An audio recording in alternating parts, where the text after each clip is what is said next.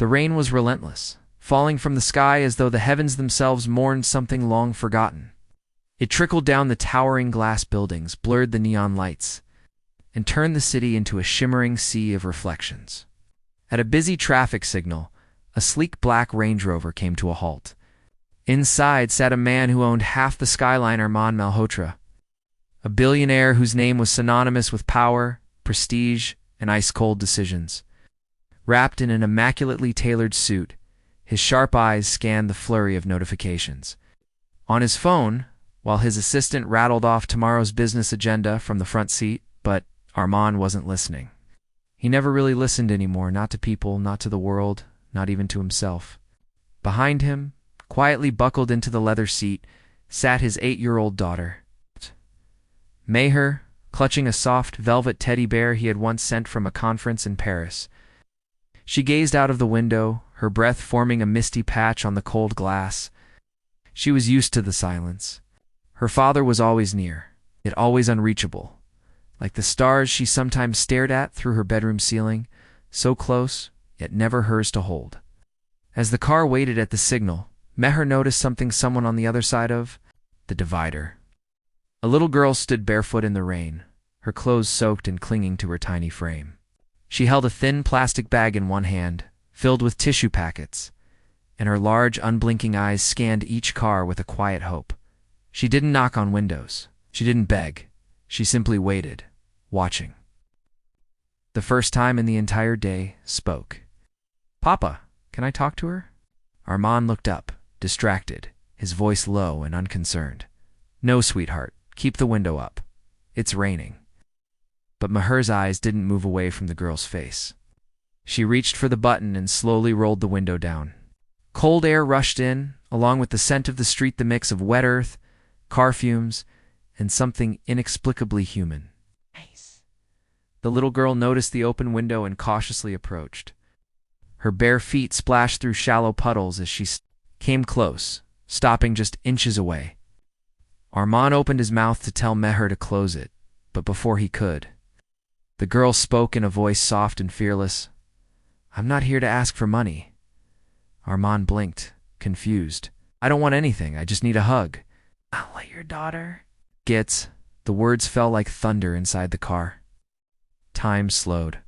The raindrops outside seemed to freeze midair. The assistant stopped speaking, unsure whether to step in or stay silent. Armand's phone buzzed again in his hand, but he didn't move. He stared at the child, stunned into stillness. Meher turned her eyes to her father, a question written across her innocent face. "Will you? Can you?" Armand opened the door slowly and stepped into the rain. The water soaked into his expensive shoes, his custom-tailored trousers, but he didn't care. The little girl looked like she might run, thinking she had crossed a line, but Armand didn't yell, didn't scold. He bent down on one knee. For a man who had spent his life making people chase him, kneeling before anyone was unthinkable. But he knelt and opened his arms. The girl hesitated, eyes wide with disbelief, then suddenly ran forward and wrapped her tiny arms around his neck. Her skin was cold, her body trembling, but her grip was firm, desperate, aching for warmth. Armand closed his eyes. For the first time in years, his heart didn't feel like stone. He didn't care about the cars honking behind them, the onlookers, staring, or the soaked papers inside his briefcase. All he felt was a strange, painful ache somewhere deep in his chest, something he thought he had buried long ago. The hug lasted only a few seconds, but it felt like time stood still. When she pulled away, she gave him a smile so pure it could melt glaciers. "Thank you, that's all I wanted." And before anyone could ask her name or stop her, she ran. Off into the rain, disappearing into the crowd of umbrellas and blaring horns. Armand stood still, drenched, hollow, changed. He returned to the car in silence. Meher reached out and took his hand, her fingers warm and small in his palm. She didn't say anything, and neither did he. But something had shifted in the space.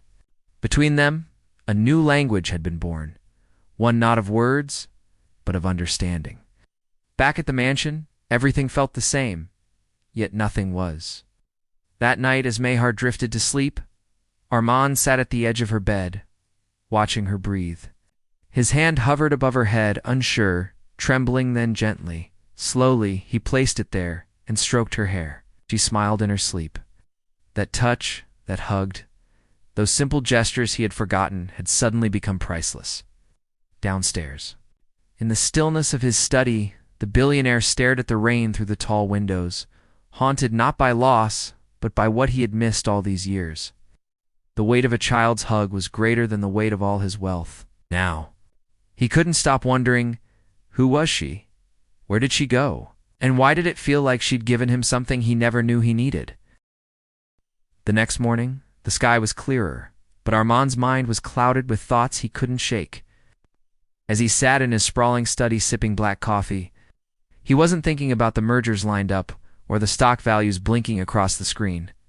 His mind was back at that traffic light. At the moment a child asked him for the one thing he never thought someone would need from him, not a donation. It's not a job, not charity. It's just a hug. It's a simple act that pulled something buried loose. And now, it wouldn't return to silence. He spent the day distracted, his schedule thrown off balance, his thoughts lost in places he hadn't dared visit for years. He watched Meher draw in the living room, her small hands moving gently over paper, and he suddenly felt like he barely knew her, like he had missed too much. That evening, unable to hold back the pull, he asked his driver to take him back too. The same traffic signal? He kept scanning every corner, every puddle, every face, but the little girl with the eyes full of quiet pain was nowhere to be seen. He came back the next evening, the next. For a full week, he returned to that spot, sometimes with Mahar, sometimes alone, handing out food to children nearby, asking softly, "Do you know a little girl who sells tissues?" But no one knew. She had vanished as suddenly as she came. But what she left behind remained a lingering question, a broken silence. Armand couldn't forget the way her arms clutched his neck, or the tremble in her body that melted his cold exterior. In the days that followed, his mansion no longer felt like a trophy of success. It felt like a hollow museum of forgotten feelings. Meher began to speak more.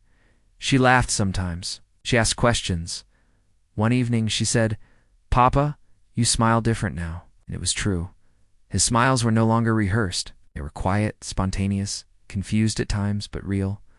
On the 10th day after that fateful night, Armand visited a shelter he had donated too long ago, but never stepped foot in.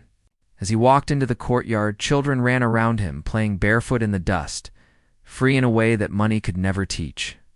And then, in the far corner, sitting under a rusted tin roof, was Hertha, same little girl, combing a doll's tangled hair with her fingers, humming softly.